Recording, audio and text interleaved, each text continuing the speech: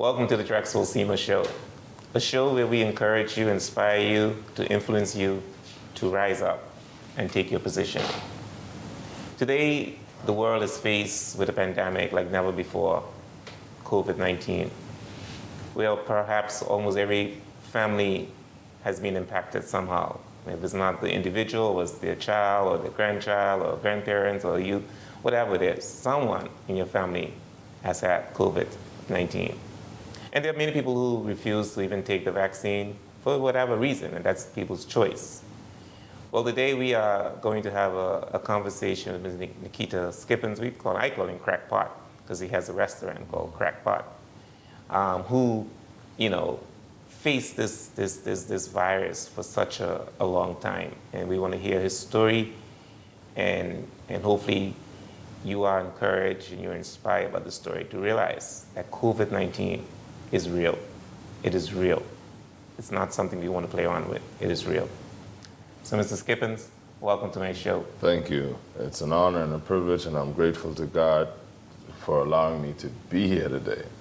Of course, you have made mention that I was affected with COVID, and it's been a rough ride, I must say. And I'm just grateful for the opportunity to look at you and you see me in living action today. Yes. Yes. Yes. So thank you for having me. I'm glad to see you, because I remember when I heard you had COVID-19, there was so many rumors around the island, because the island is small. Rumors spread like wildfire. Right. People that said you died. I've heard or either you died or you're on your way out. Yeah. But here we are, we are very much alive. Yes. Mr. Nikita Yes. Skippings. Thank you. But before we go into our discussion, Nikita, who are you? Tell the people who you are. Well, those of you watching, people don't know you. Well, you've made mention of my government name a few times, but I am affectionately and popularly known as Chef Nik throughout the island. That's right. I am the owner of a restaurant called Crackpot Kitchen. I am the culinary ambassador of the Turks and Caicos Islands, loved and respected by many.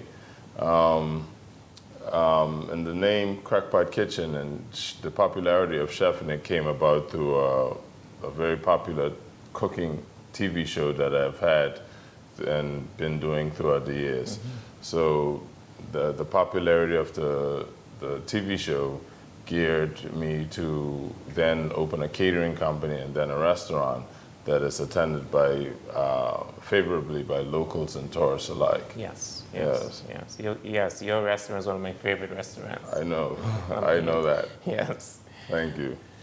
Now, Chef Nik, we're going to talk about this topic, COVID-19. Right. When did you realize you had COVID-19?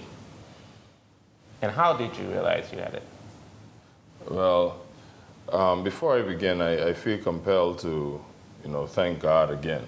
I'm always and ever so grateful for small mercies as well as big ones. Yeah. But this was a big mercy and a big deal for me. So I want to thank God. I want to thank my prayer warriors. I want to thank my supporters. Awesome. I want to thank everybody who reached out in abundance.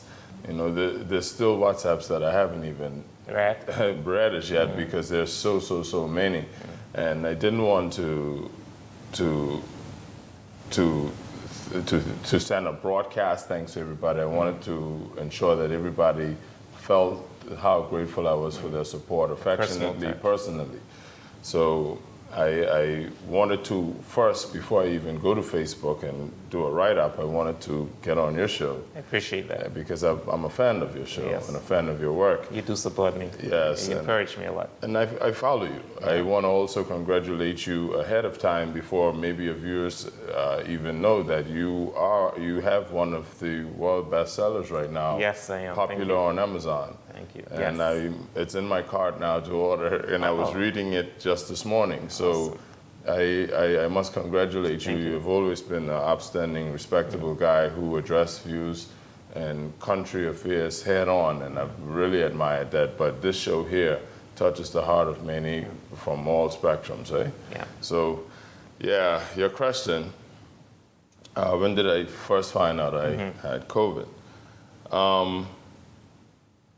I I run a restaurant business, and of course you're going to interact with people every other day and that kind of thing. And I remember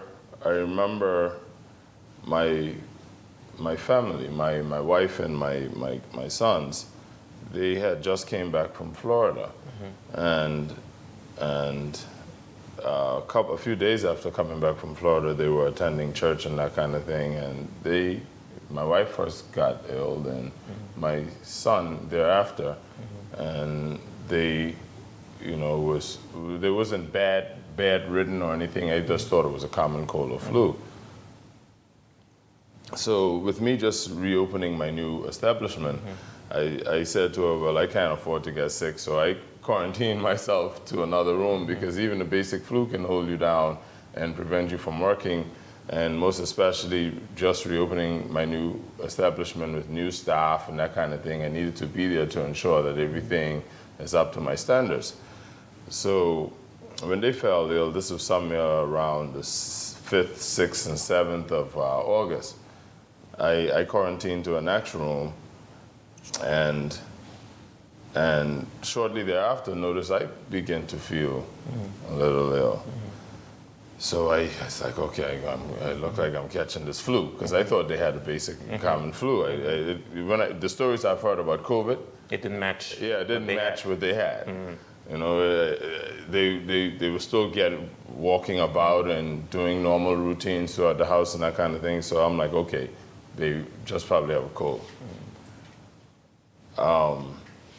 The 9th of August, I begin to feel a little downish and that kind of thing, and beginning to experience a little cough and that kind of thing. So I'm like, okay, let me just take my meds like I regularly do, because when you first heard about COVID, everybody and everywhere you looked had a remedy. These vitamins are good for this, this, that. So I have every vitamin from A, B, C, D, E, F, G to Z. Everybody's an expert. Yeah, right down to zinc, I have it. So I've been taking all of my vitamins and trying to keep my immune system boosted and prepared for anything that may come my way. So I began taking them in double doses. So the 10th now, I went to work this morning, and usually when I get in my kitchen, I'm energized and I'm ready and I'm geared up, because that's my playground, that's my exciting place. And I couldn't work, I couldn't stand, and I felt weakish and that kind of thing. So I told my staff, I said, you guys go ahead today, do your thing. And they were surprised, because I would normally oversee everything and have my hands on everything, and for me to just tell them, start without me today, that's not the usual. That's not me. So I sat around the restaurant a little bit before opening time, and I began to feel worse. And I was like, okay, anytime I start getting the flu, it will usually come with a sore throat first. You know your body, if you're familiar with flu, you know how it comes on to you, and that's how it comes on with me, a sore throat first.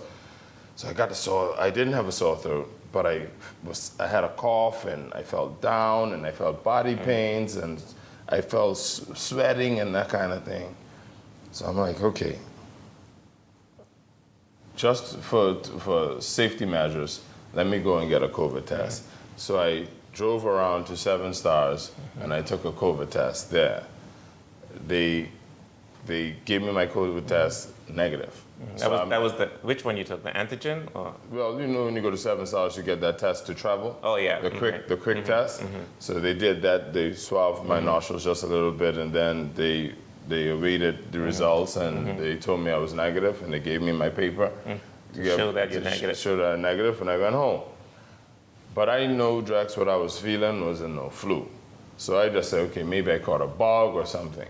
The next day, I went home, and I, started stocking up on orange juice and little stuff like that, Theraflus and stuff like that, just to come back if it was indeed not COVID. Flu, whatever. Yes.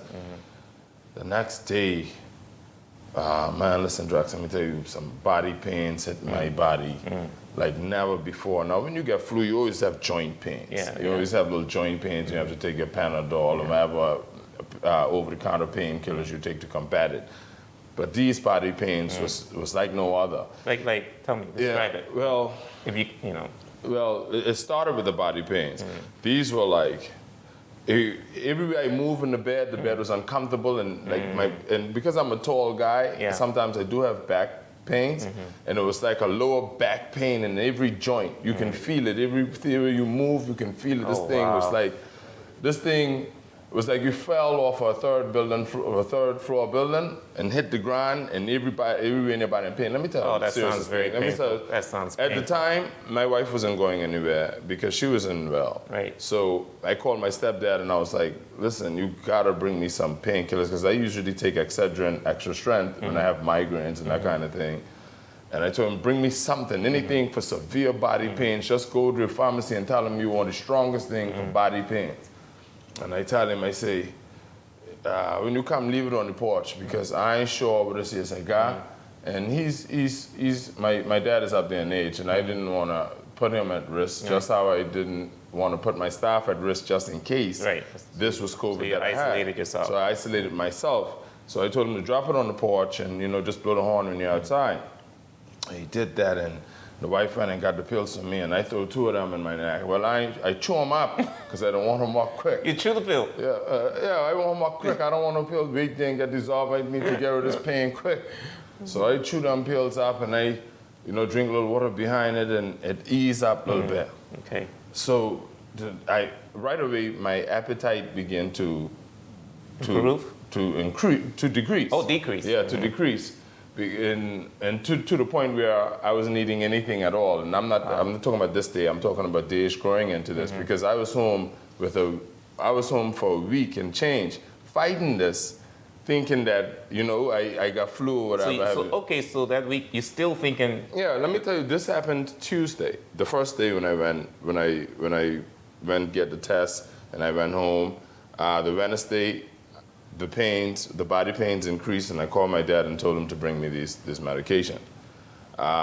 Thursday, Friday, I began to lose my appetite, and I began to lose my mouth was, I lose the taste on my tongue, yeah? It was bitter, the taste in my mouth. And then I began using the bathroom more often, and no appetite for anything, but I know I gotta put something in my body, so I was drinking teas, and I had my dad brought vitamin water and stuff like that to the house just to keep me hydrated. After experiencing the severe pain and sleepless nights and drugs, 24 hours when you're sick, when you're going through COVID, 24 hours. You can feel every hour in the day. You know how now it feels like days are moving so fast and the days are going quickly? Yeah. You feel every minute of every hour in the day. That is how this weight was, and I'm not sleeping at nights and that kind of thing. So I told the wife, I said, listen, I think I got to get a second test, because maybe I got COVID now. Maybe I didn't have COVID Tuesday, but today, I probably have COVID now. So she called the hotline, and they sent 2 persons over at the house to test all of us. Okay. And they said that we'll have to wait until Tuesday for the results. Okay, so you took it Friday. So I'm like, I gotta wait till Tuesday, because they said, they gotta go to the area where they test the blood and stuff like that. It has to go to the lab, yes, to the lab. So I was like, okay, I gotta wait all that time and whatever have you. It is a long time, actually. Yes. Then the weekend,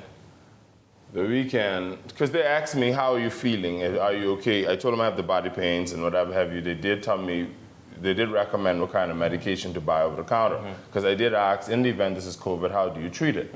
So they said some persons don't have it that severe where they have to go to the hospital, but the persons who, are quarantined at home, they normally take this and this or that for body pains and headaches and that kind of thing, or whatever pain they may have. So they did recommend some stuff to me, and I sent and got those. Over the weekend, Drex, this thing began to get worse. I started throwing up more. Wow. And there's nothing to throw up because my stomach's empty. So all I'm bringing up is bile. Then I'm using the bathroom more, and I've never, and of course I'm going to give the raw facts, I've never urinated so much And I'm urinating like 20, 30 times a day, and full urination. Very you know what I mean? And I'm like, okay, maybe it's because I'm consuming only liquids, and that's all in my body. That's all I'm passing. But you peeing a lot. You understand? And then I had a cough drags out of this wall. Now this Saturday and Sunday, I had a cough out of this wall. I mean, this is the kind of cough that you can't. I mean, coughing there. You're bringing up cold, but it still ain't enough, and it's going over. It's going and going and going and going. Continuous. Yes, all through the night, and I wasn't sleeping at all because I'm up coughing. I can't sleep. I have body pain, so there was no runny nose or stuffiness, but there was that cough, and there was the body pains, and. At certain points, it almost felt like I'm hallucinating just for a bit. Do you understand what I'm saying? Because feeling. Rex, as I explain this thing to you, I can give you the true depth of what's happening with this thing. COVID is a demon. I am not on a pulpit to profess that, I've never had any experience, any encounter with a demon, but when I hear about demons, COVID is a demon. The only thing COVID don't do is talk. Drags every blow I let COVID back because I know this was no flu. In mine, I ain't gonna results yet, but I know I sick and I know I going down. And I say, man, I gotta fight this thing back. Every blow I send that thing send me 19 blows back. And I ain't talking about 2 blows back. I say 19 blows back.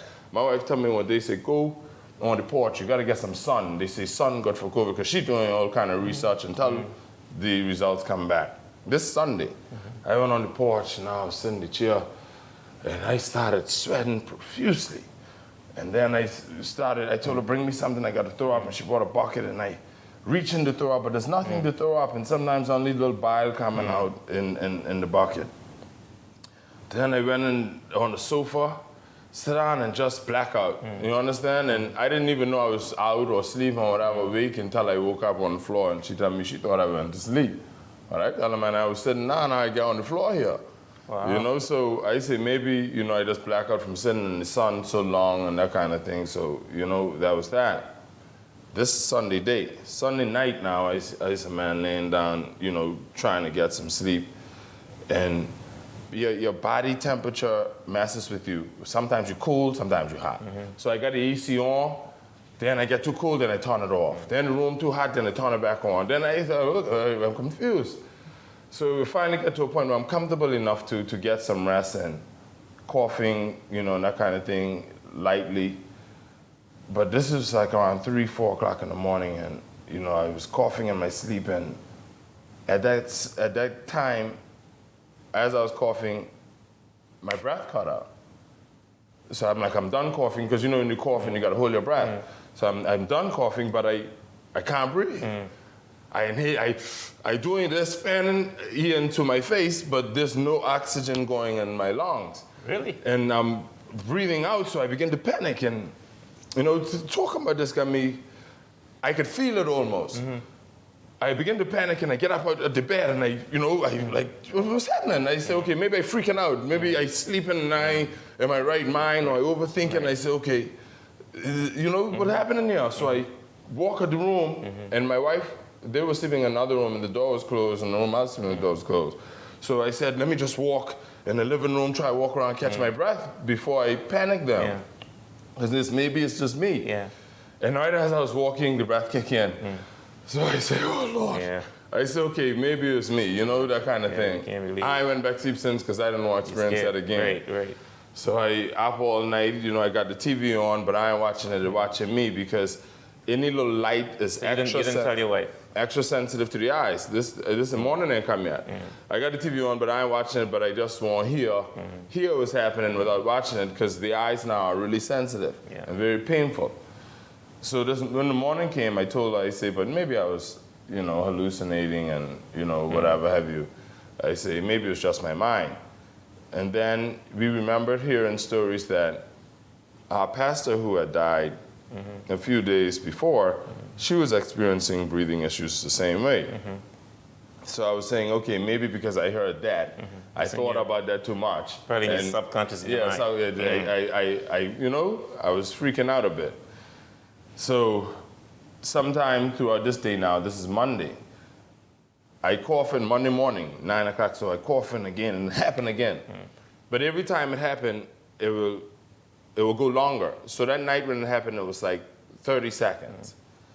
This morning when it happened, Monday morning after 10, it went from like 45 seconds to 50 seconds or so. And imagine holding your breath for that long of a time without taking a deep breath.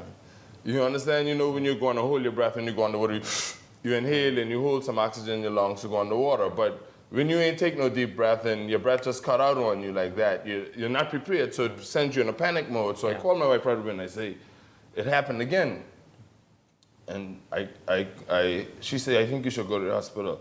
And I didn't want to go to the hospital because I didn't want to create a scene. I didn't want to, I think, this is something that I can combat at home. handle. So I called the ladies back to the house who came to test with us on Friday.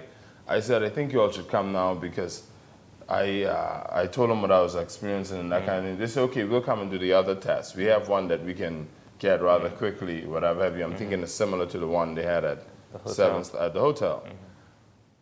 When they came, they took my temperature and I was 110, burning out. You understand? So they recognized that I have a temperature.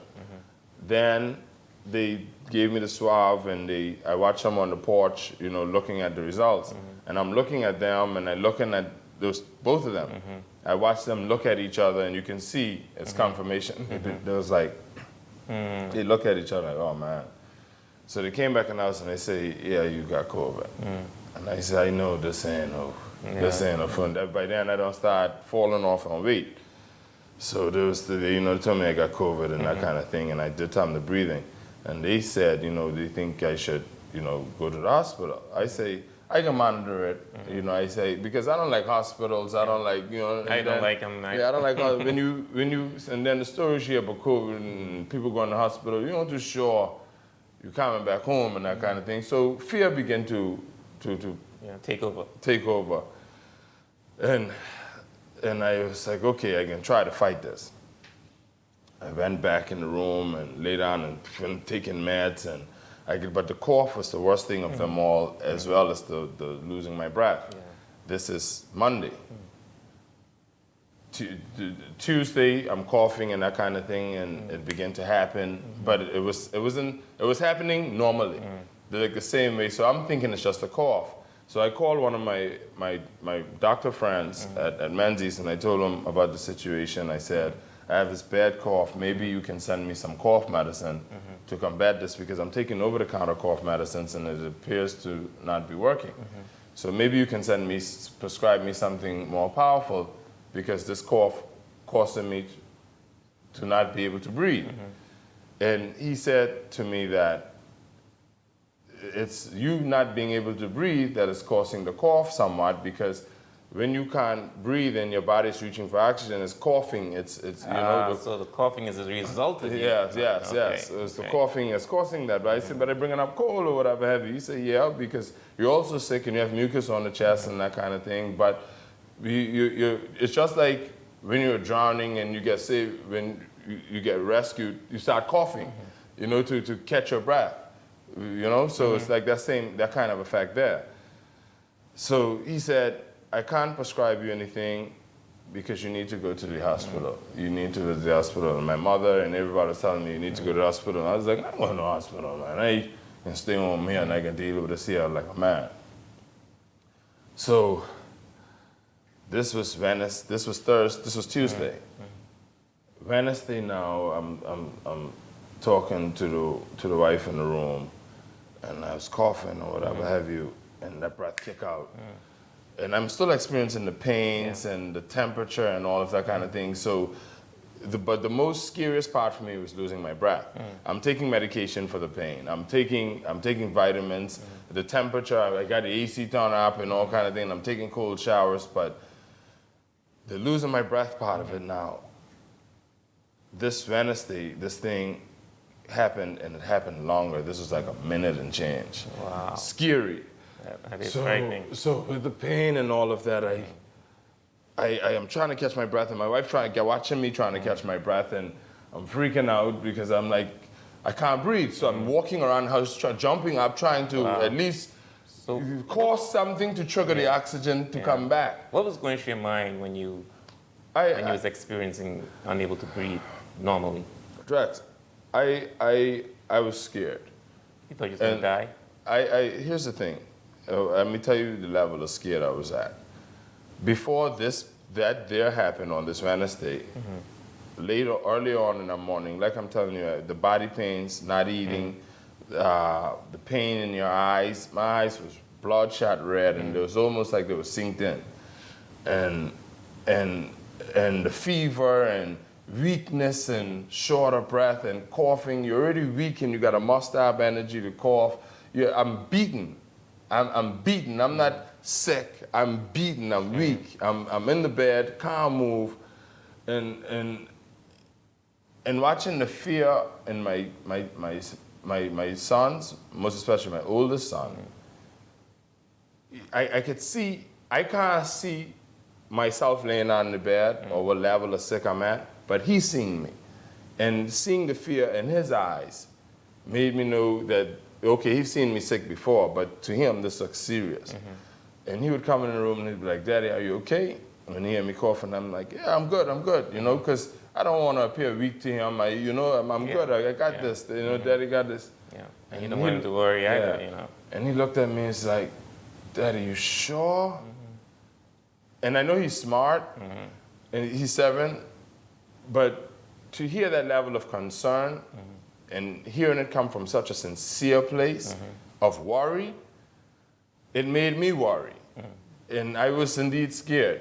And at that time, I called the wife in the room, and I told her, I said, let me a phone, let me just send my children some voice notes telling them that I love them and I appreciate them and that kind of thing, because I said to her, I said, I don't feel right.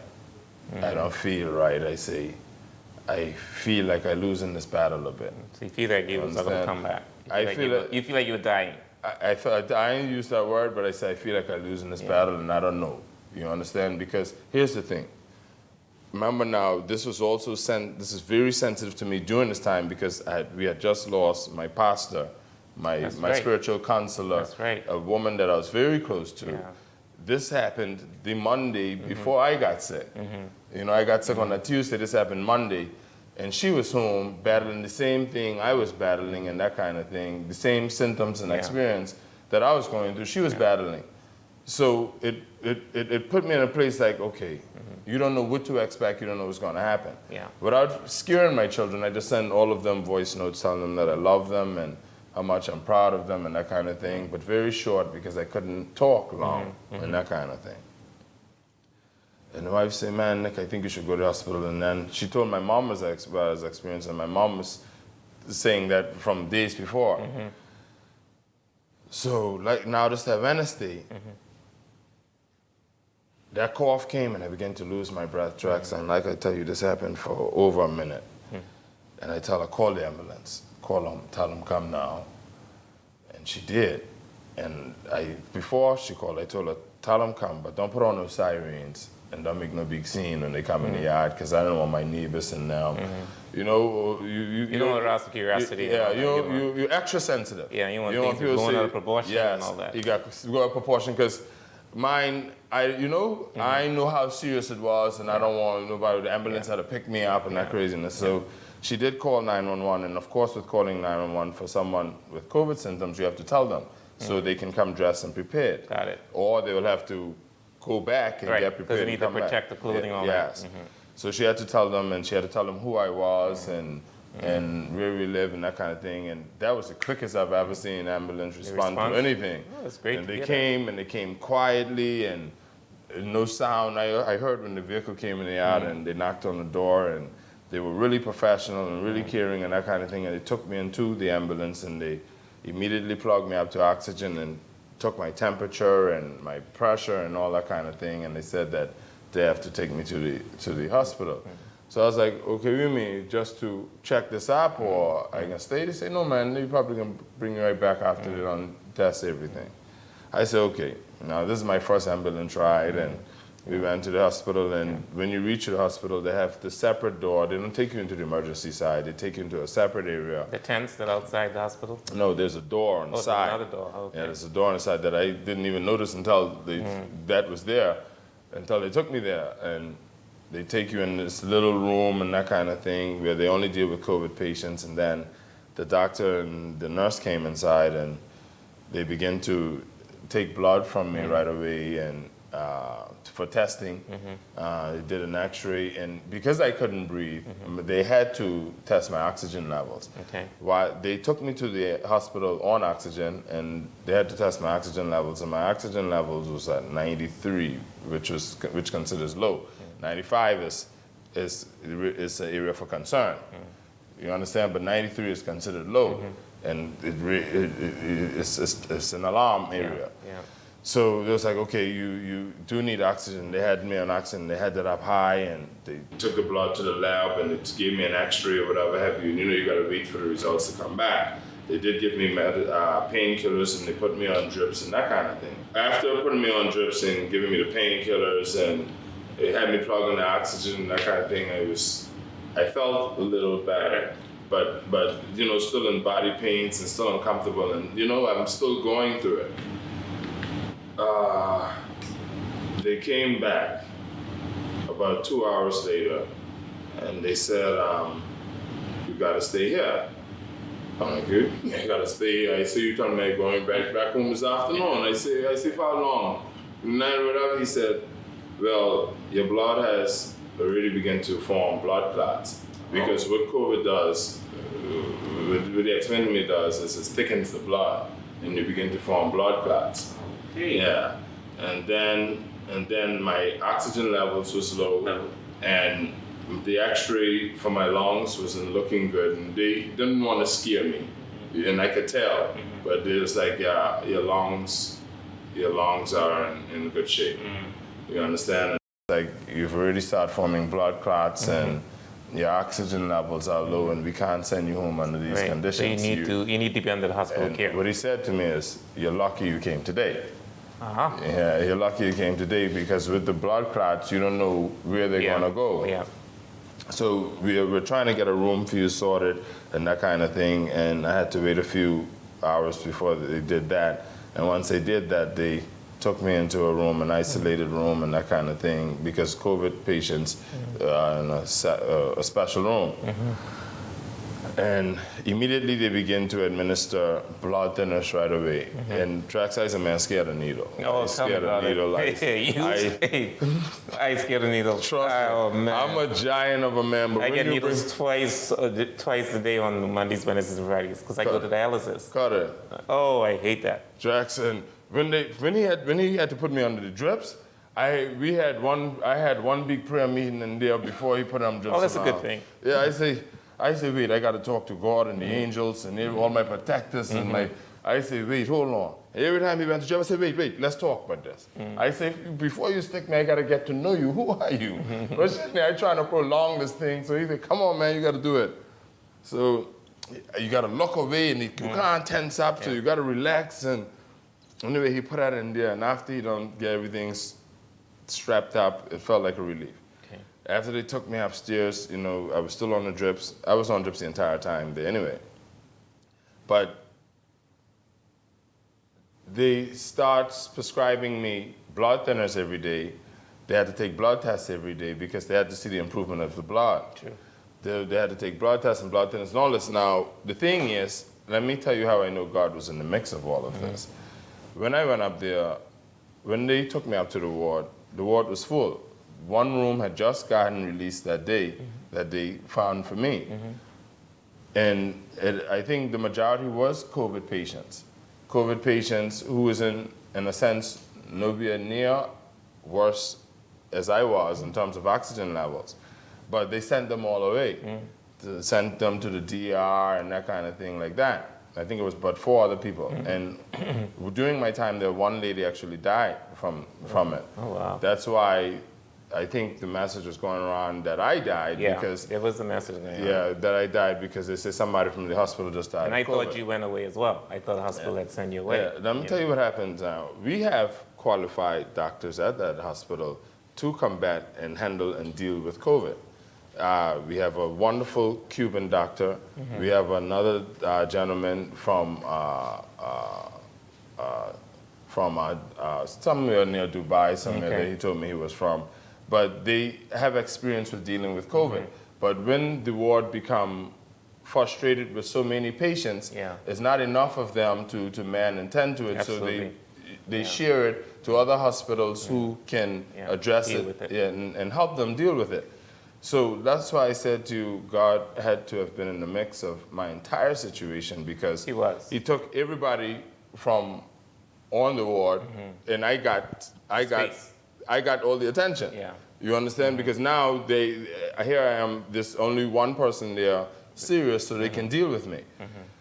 I must say they really were attentive. They really cared. They really showed me special attention. And how long is in the hospital? I don't think they showed me any more special attention than they showed anybody else. But they really made me feel as comfortable as I can be. And what they said to me, and one of the doctors said to me, we are already prepared to send you away, but we are monitoring your progress, and we are treating it as best as we know how to see how you're performing. These conversations took place. Like I said, I was in the hospital for 20 days. 20 days. Yeah, with COVID. Wow. 20 days. And what one of the doctors said to me during my stay there, she was like, when we have COVID patients that came here in your condition, in your case, how can I best put this to you so you can understand this? And this is how she's talking to me. It's like when you're passing a building being demolished, every day you see, okay, the roof is off, then you see the first stage is off, and you see the windows out. Yeah, they're falling apart. That is how patients in your situation normally are, with this condition. But with you, I don't know who's praying for you. I don't know your relationship with God. I don't know what it is. What's happening with but it seems like you are a miracle, and this is the word. Something different. Yeah, she said it's something different, and what she said to me is like, I'm her success project. Because watching my improvement every day was like watching the house being built. It must have been an encouragement for you. It was like watching the house being built. First the foundation, then the other levels. Because they was, like I said, they were testing my blood every day. They were doing X-rays on my lungs every 2 days. So every time they test the blood, they would see a little improvement. Every time they test the lungs, they would see a little improvement. There were days when there was improvement in one area, then it went down. And you understand? So it was unstable, but there was more improvement than it going down. And like I said, they don't want to scare you, so they're not telling you the real details behind everything. But all they were saying to me is just think good thoughts. Think positive. Be positive. Because if you worry, you're going to make the situation better. Exactly. And they said sometimes these conditions feed off of your mind and how you think and what you have inside. So if you have worry and doubt and fear, then it feeds off of that, and you feel worse. You become what you think. Yes. So. In so many words. And he said, watch something funny, watch something inspiring, listen to good music, anything that makes you happy, do that. Because I had my little tablet and everything in there. So that's great advice for any situation. So I'm glad you brought it up. That's any situation. Any situation. That's great advice. Yes. So he said, put yourself in a happy place. So I began, because I wasn't watching much of anything. I was just worried the entire time. Because I was like, I have a great relationship with my children, and I love them dearly, and I don't want to leave my children at such a tender age.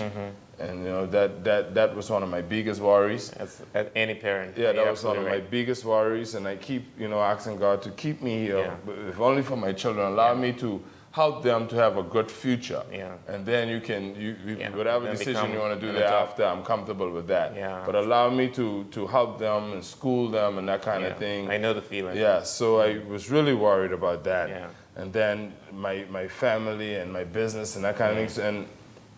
And I, in a sense, Drax, I knew a lot of people tried to reach out to me during my stay, but I cut off all communication with the outside world at that time. You don't want any distractions. I wasn't even calling home.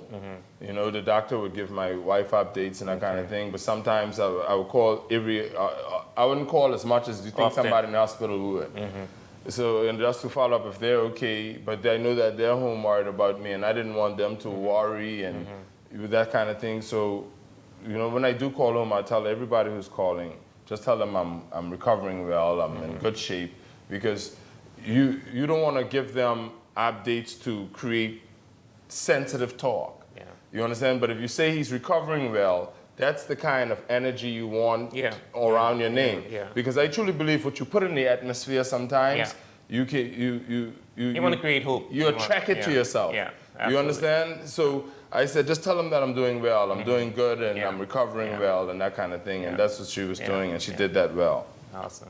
So, and during my stay, I turned my phone off, and like I said, I isolated myself from the outside world, and I did that to go closer with God.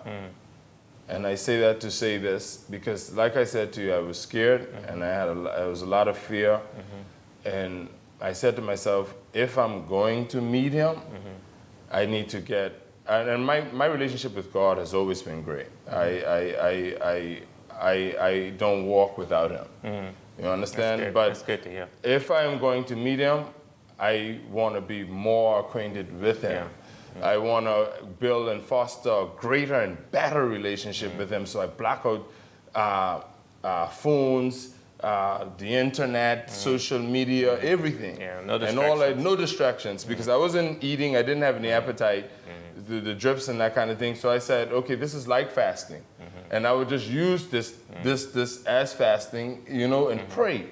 And pray and empty myself, my spirit and everything. Awesome, man. And I did that. And Drax, you know, sometimes you hear people say they hear God say this and they hear God say that. And you don't care who you are, you may be a bit skeptical of what they're saying. Of course, or they may say, that's a natural human feeling. you may say, well, you hear something, you thought it was God. You know, you don't know it is God and that kind of thing. You know, so you hear people say this, and you always question the reliability of it. Yes, the sincerity of it, the reliability of it, the truthfulness of it in your mind without even saying. Yeah. 5 o'clock in the morning, two things happened to me that were really scary in there. And that COVID is not only a physical thing, it is a mental thing. It plays with your mind in a sense. Emotions. Your spirit in a sense. It attacks everything that is a being of you. You understand? I only explained to you about the body pains and the shortness of breath, but the mental and everything is disturbed the same way. So 5 o'clock one morning I was laying down. This is like my 13th day in. It was like my 10th day into the hospital. I wouldn't sleep much at night because, like I said, through the night, every hour and a half, they would come in the room to either give me medication or give me blood thinners or whatever have you. I was a man taking 4 or 5 injections a day. And I don't care how much I take a day, they know they got trouble with me when they come in there with them needles. Because with blood thinners, they got to put it in they was putting it in my stomach. Yeah. So I was like, man, make sure you don't put it in the same hole you put it in last night, you know? I said, my stomach don't sore with so much of needles running it, and then my arm and stuff, you know? And then they had to change the drips because sometimes the vein would give out, so they had to find another vein. So when I went home, my hand still, but you can still see some marks of where they had stuff. They had to keep moving them. And like I said to you, I had blocked out the world and contact with everybody and everything. 5 o'clock this morning, between sleep and wake, Drax, two things happened to me, back to back. One, I heard my mother praying. and I pitch, you know. I ain't sleep, my eyes closed, but I go and sleep, but I hear her. Clear as day. Clear as day, like she was in the room with me, and I jump up because I thought, she was right there. she was there. I got scared. So I pick up my phone and I called my wife, but she didn't answer because it was too early. And after it was like 5, I say. So after 6 or something, she answered, and I just having kind of a little conversation with her. I say, when you talk to my mom, tell her that I heard her praying all this morning. Ask her if she was praying with me. Just ask her if she was praying with me first. Praying for me first, and that kind of thing. And then tell her I heard her.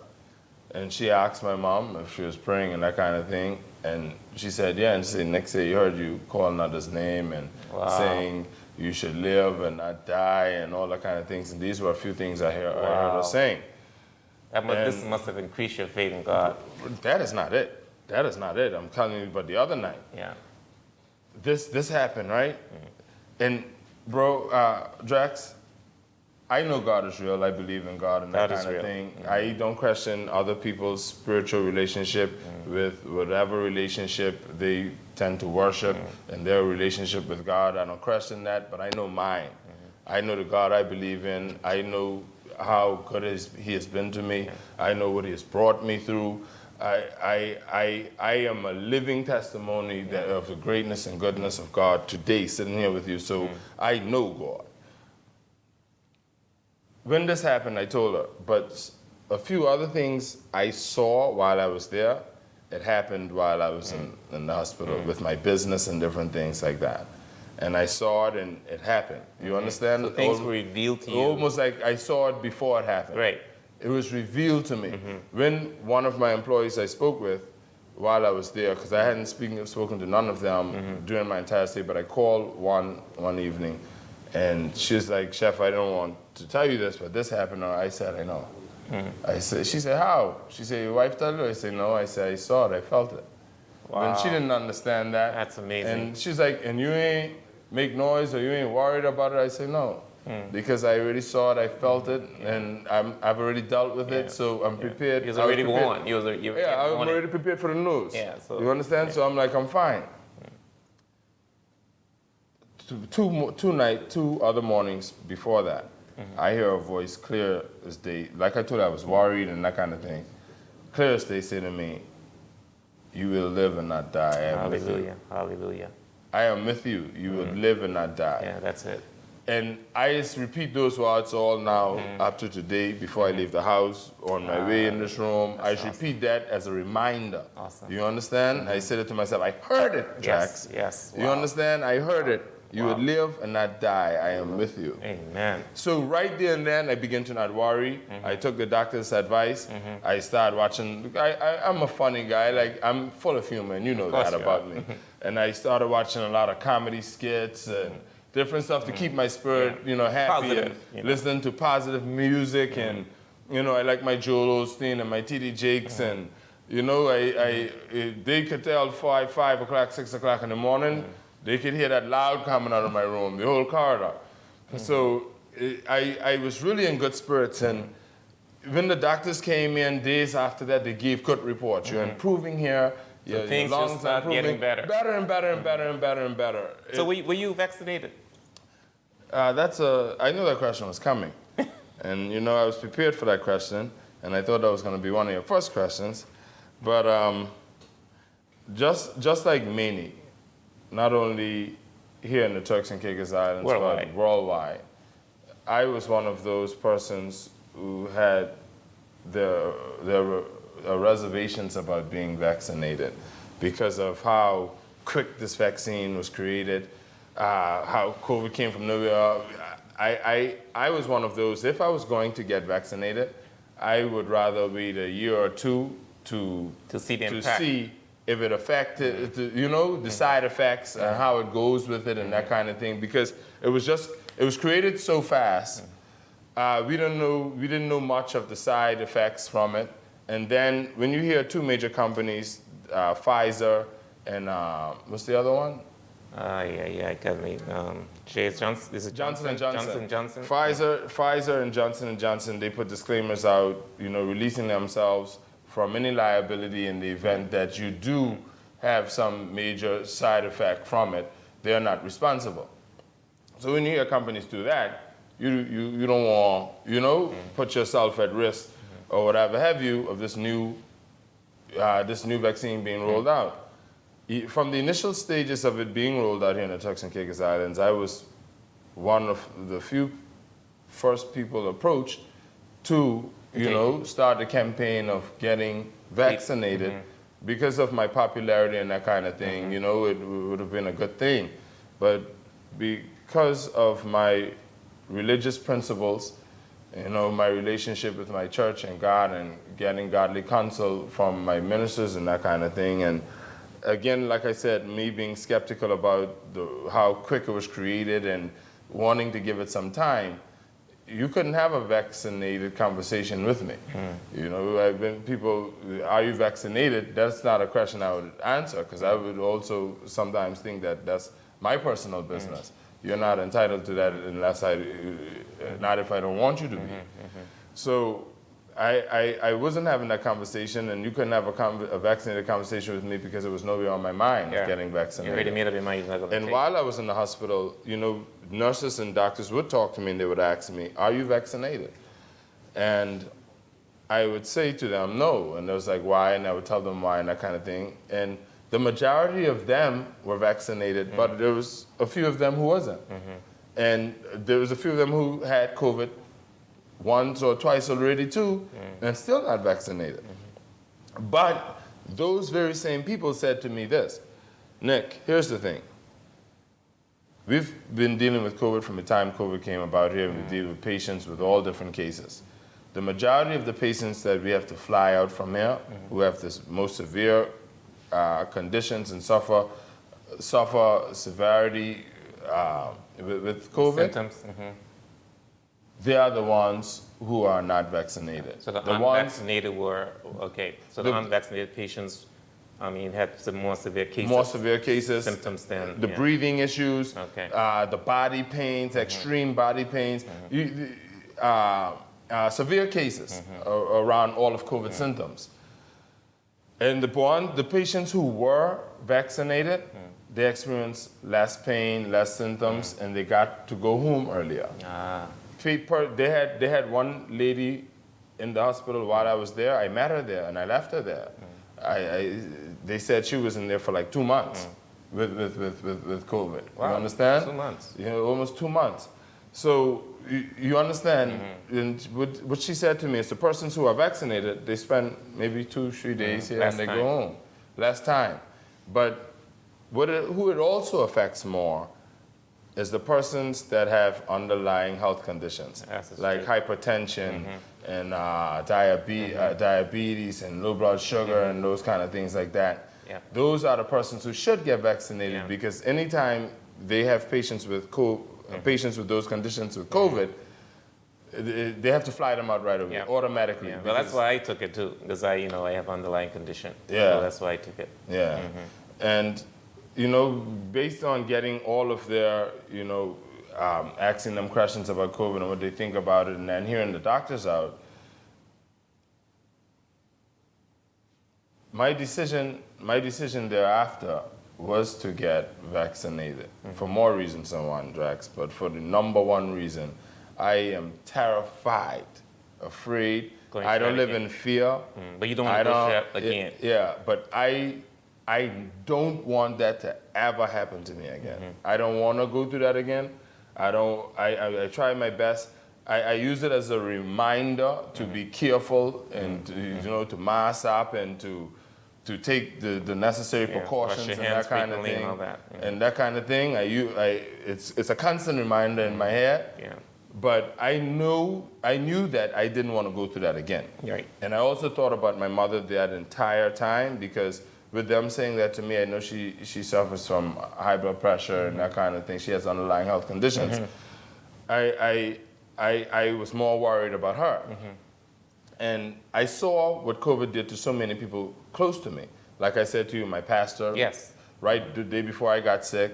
Then while I'm in the hospital, one of my mom's best friends, her closest friends, had to be flown out because of COVID. Then another lady from my church, she was in the hospital and had to be flown out because of COVID. So I'm seeing and hearing what this thing is doing to so many people. You're witnessing, you're observing right in in your my eyes. immediate circle. Now, I'm ashamed to say, and this should come as a warning to many of your viewers and that kind of thing. I am so sorry that I had to wait until it knocked on my door for me to even do strategic research On the into vaccine. the vaccine and consider it. Yeah. Because had I not gotten sick, I probably still wouldn't have gotten vaccinated. Right. So I had made the decision to get vaccinated, and I wanted to get vaccinated right then and there. While I was in the hospital, Oh, okay. they say no, you gotta get COVID out of your system first, and then. So on the 20th day now, they released me. The 19th day they told me that you're good enough to go home now. Your oxygen, you're off the oxygen. Yeah, normal level. Yeah, your breathing every time they test my oxygen, I'm at 98, 99. Lowest I go is 97, but 98, 99 from 93. So there's improvements there. The blood clots, the blood thinners worked fine after they did the final blood test. My lungs were still needed healing and still needed a little recovery, but it was comfortable enough for me to go home, and I had to do breathing therapy with a little device daily, sometimes 3 times a day. Oh, breathing therapy. Okay. Yeah, I can't remember the name of it, but there's a device that you put in your mouth and you inhale as long as you can to build the levels. Gotcha. You understand? Because even when I got released, I still wasn't talking normally. Okay. You understand? Because I had to consume most of the air to breathe, talking and breathing was a challenge. You understand? I still was experiencing breathing problems. Right. And to be honest with you, I was experiencing walking problems. It was like, and I got agitated and fidget with it because I'm a person always on the go. That's right. I like to make things happen. I like to be busy. I like to be here and there and just doing something. You're outgoing. Yeah, and I'm moving. I'm moving slow. I'm walking slow. I'm trying to put energy into walking faster, but my mind and my body isn't working together anymore. They're not sync. You understand? And then I'm still experiencing little body pains with trying to walk fast and that kind of thing. Because remember, I've been in the hospital for 20 days. Yeah. I'm laying down. Yeah. With the most walking around I'll do is to probably go to the bathroom, or sometimes I'll get up and do little scratches just to get the blood flowing and that kind of thing. But I'm still experiencing little pains, and they release me with a long list of medication that I must get and that kind of thing. So I didn't feel it much while I was in that room. But once I got home and began to walk up a flight of stairs and that kind of thing, I'm walking like a baby, step by step, and I'm shaky. I'm not strong. You know what I mean? You could have huff and puff and blow me down. Wow. You understand? And I've lost a ton of weight and that kind of thing, and I really didn't like how I looked and that kind of thing. And I wasn't going out to let nobody see me like that. And my mom, I must give her a lot of credit, her and my aunt. They really, in a sense, brought me back to life. I have never drank so much of Pediasure and soups and and that kind of thing daily because, she was asking to see me, and she knew I'm a prideful person of my image and that kind of thing, and I know how small I was, and I didn't like being weak and not strong, and well, thank God for moms. Yeah, thank God for moms, and I didn't like how I was, but I wasn't well. Yeah. Although they released me, I still had recovering to do. Yes. Because I couldn't even talk on the phone with people who called. I would have to text. Right. So I was still doing the breathing therapy. I was still doing the walking exercises in the house and that kind of thing, trying to get myself more stable and walking stronger and that kind of thing. And with continuous exercise throughout the house every day, back and forth, walking around the yard and that kind of thing, I would get stronger day by day in terms of walking. Right. And with the breathing and that kind of thing, I would get, my breath would get better. I'm having a lengthy and long conversation with you.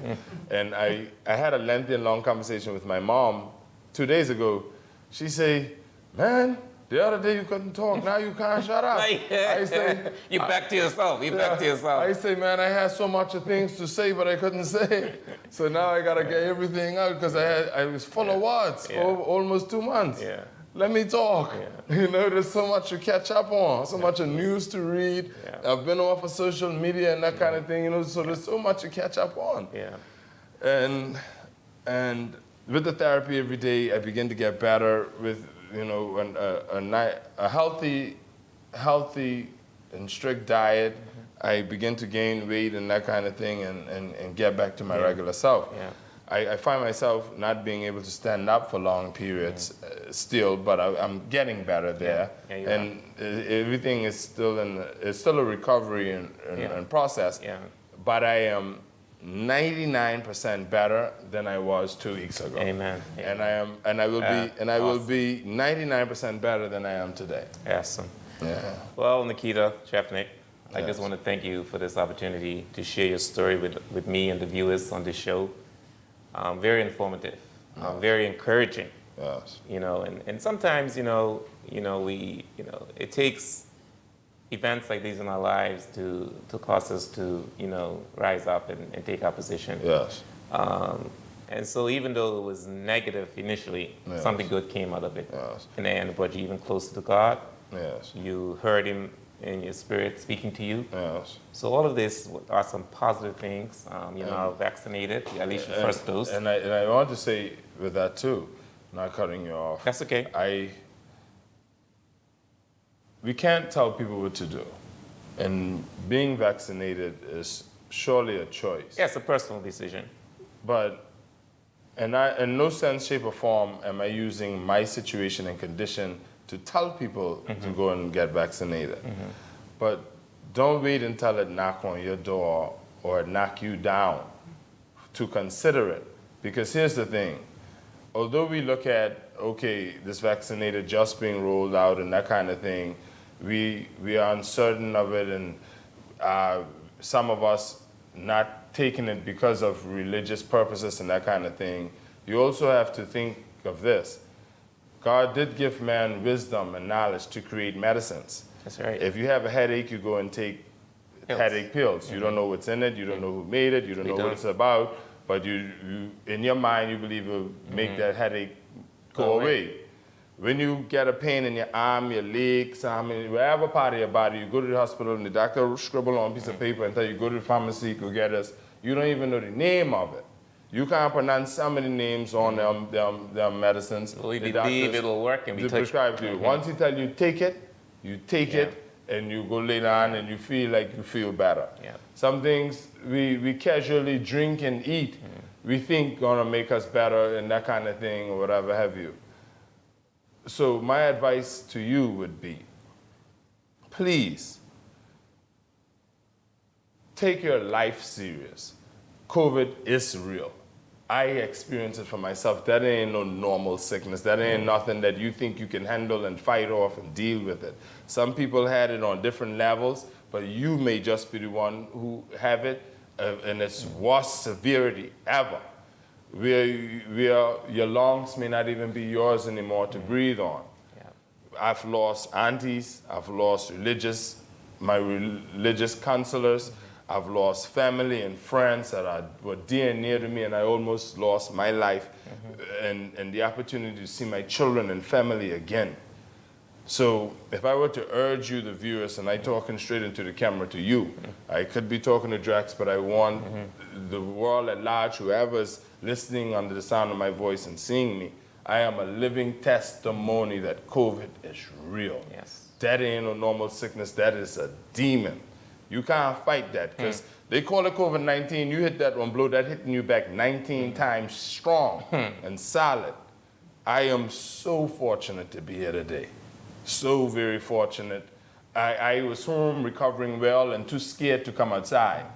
That's how COVID had me. Yeah. You're shaking. Like I told you, COVID don't only affect you physically, it affects you mentally. And I didn't come outside until I got my first vaccine shot. The day when I got the all clear that on my body, because even though I went home, I still had COVID, but I didn't have any more symptoms. Right. And it takes a while for COVID to get out of clear the up. system. So once I got all clear that I no longer have COVID and I'm COVID free, the first place I went was to get vaccinated. Okay. So I encourage you guys, and maybe those of you who are thinking just like me, oh, this is a setup, this COVID thing. There's so many theories out there that people hear and see every day. None we are sure of.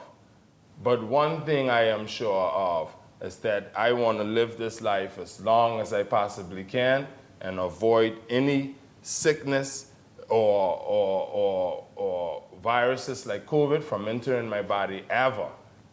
And if the only way I can do that is to get vaccinated, a little stick and prick on my arm to ensure that I don't experience those severe symptoms anymore, then I took that with pride. I scared of needles, I know. but that was the needle that I took with pride. Absolutely. Yes. Well, thanks again, and you've been watching the Drexel Seymour Show, and this Yes. show is about COVID-19 and Yes. the fact that, Chef Nik experienced it, spending 20 days in the hospital, and eventually he took the vaccine. And obviously, we're not telling you what to do. But we want to let you know that COVID-19 is real, and you could do your own research. Don't be easily persuaded by people. Sometimes we just, say things about COVID. And the truth is that the vaccine wasn't just created. If you really were to do your research, you'll see that they've been working on this vaccine for many, many years now, even before the world knew about COVID-19. COVID-19 was here, but we didn't know. So they've been working on the vaccine for a very, very long time. And it's available, it's your choice. But this is a story. He is a living testimony of what COVID could do to you. And he doesn't want to go through that again. He won't even else go through it again. So I hope that you are encouraged, that you are inspired to rise up and take your position. Yes.